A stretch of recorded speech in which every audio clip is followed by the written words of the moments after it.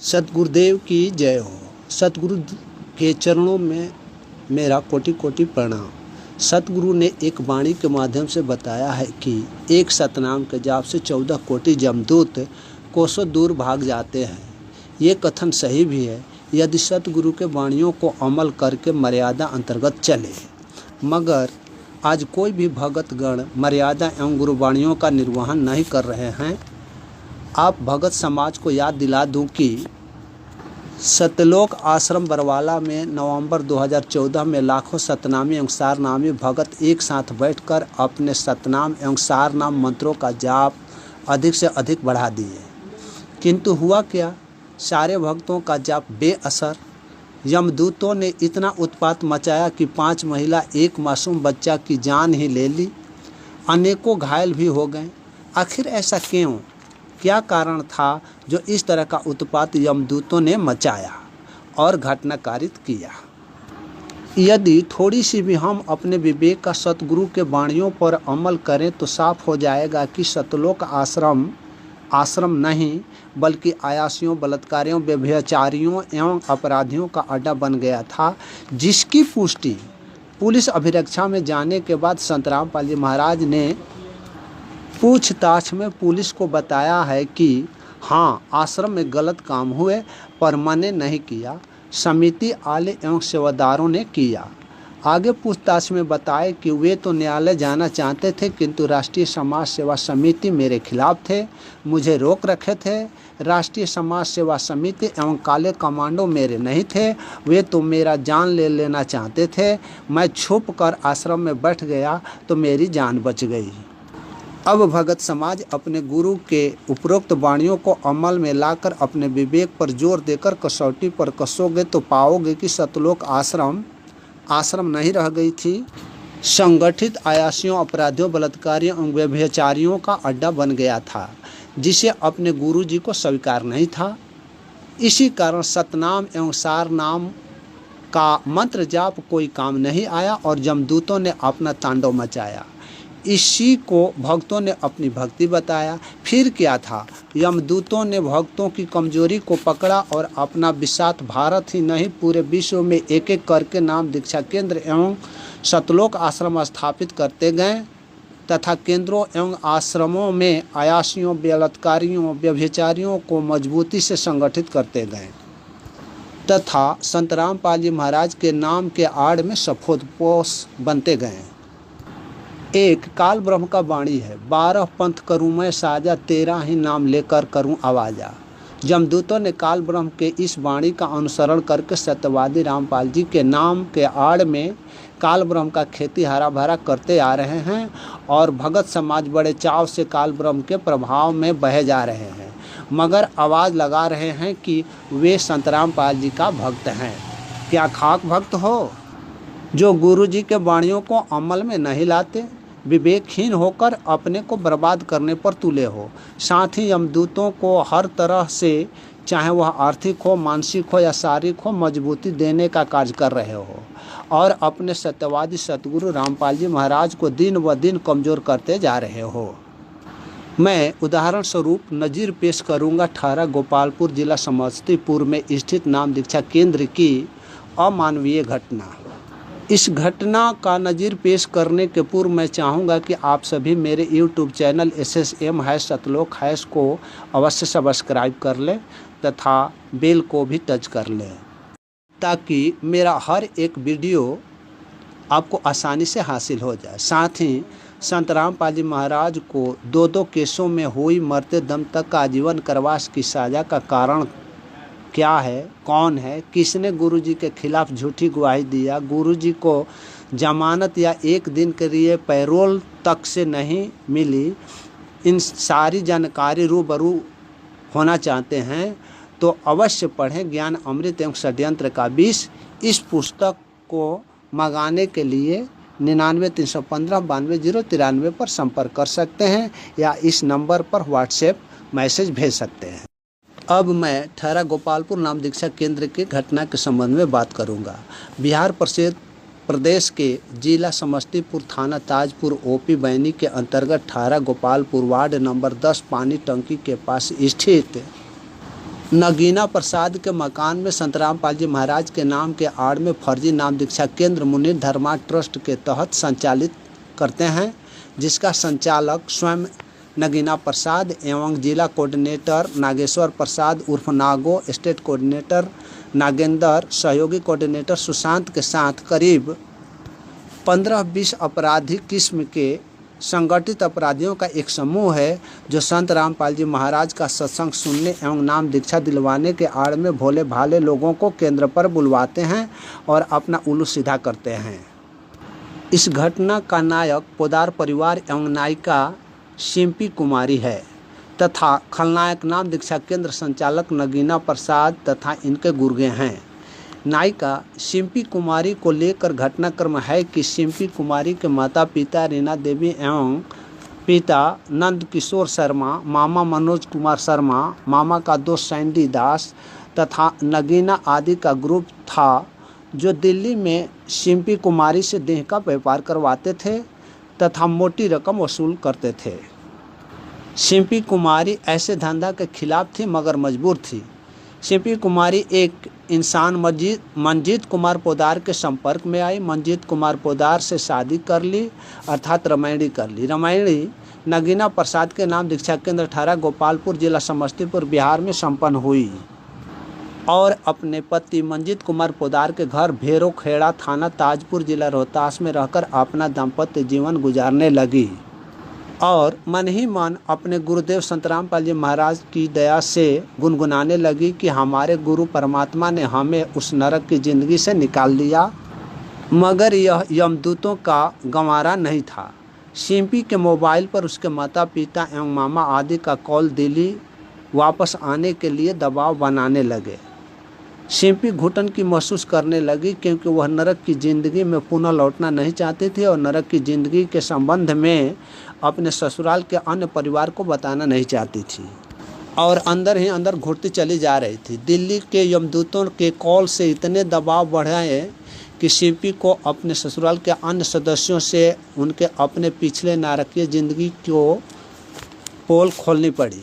इंसान पोदार परिवार ने सिंपी से इतना ही कहा कि तुम्हारी इच्छा, तुम लौटना चाहती हो तो लौट जा सकती हो और यदि नहीं तो तुम इस परिवार की बहू बन चुकी हो, बहू का सारा अधिकार तुम्हें प्राप्त होगा।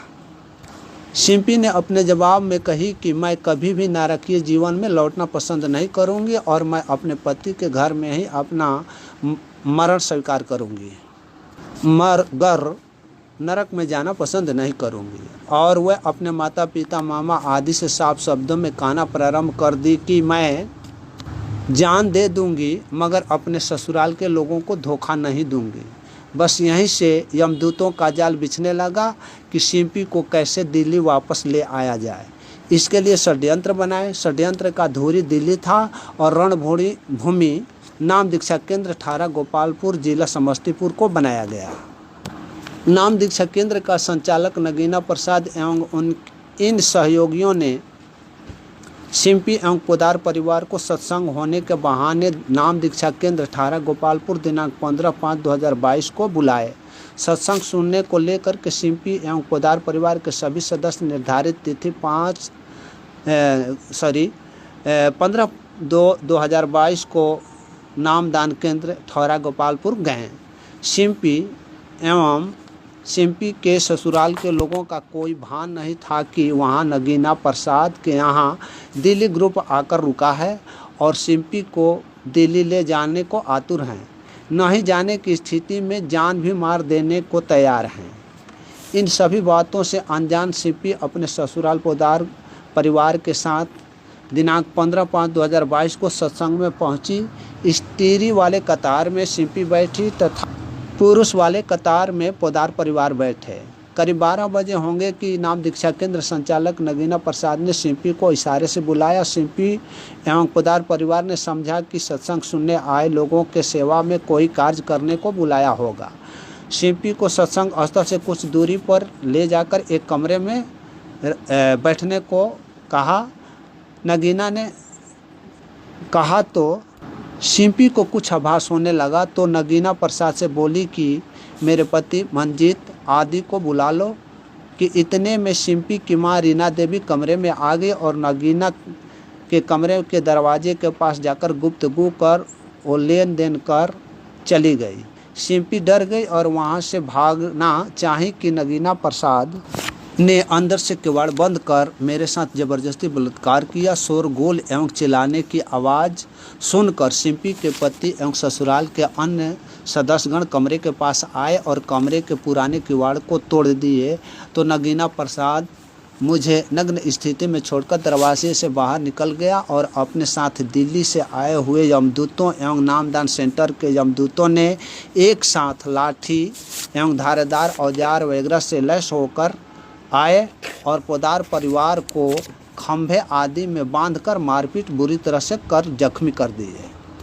नाम दीक्षा केंद्र का देखरेख करने वाली पूनम देवी एवं नीलम देवी ने भी सिंपी के माता पिता रीना देवी के कहने पर सिंपी को जान से मार देने के नियत से जहर की गोली जबरदस्ती खिलाई। पहली बार गोली को मुंह से बाहर सिंपी ने फेंक दी, तब ये सभी लोहे का रड वगैरह से जबड़े में जबरदस्ती डालकर दोबारा जहर की गोली पिलाए तो वह पेट के अंदर चली गई। काफ़ी मारपीट एवं शोर शराबा को देख सुन करके भगत जगत के लोग जमा हो गए। तभी सभी जमदूतों ने वहां से निकलकर तब हम लोग अचेत सिंपी कुमारी को लेकर अस्पताल आए।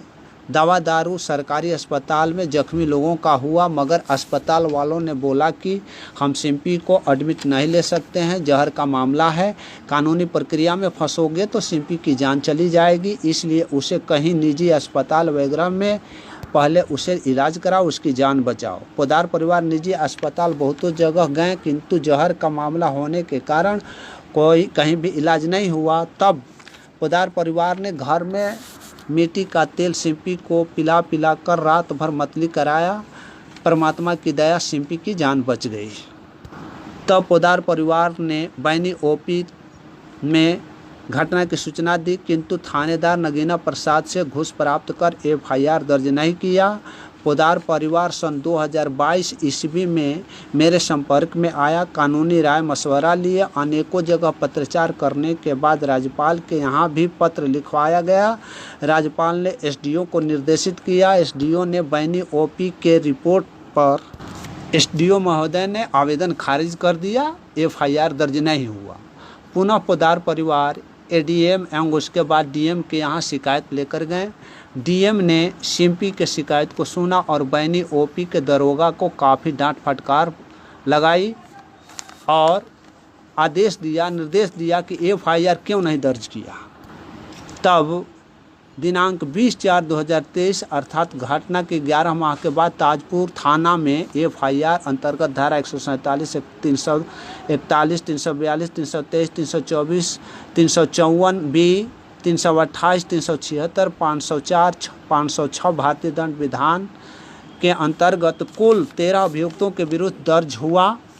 नगीना प्रसाद नामदान संचालक के साथ साथ दिल्ली एवं समस्तीपुर के लोगों के विरुद्ध में ये एफआईआर दर्ज हुआ।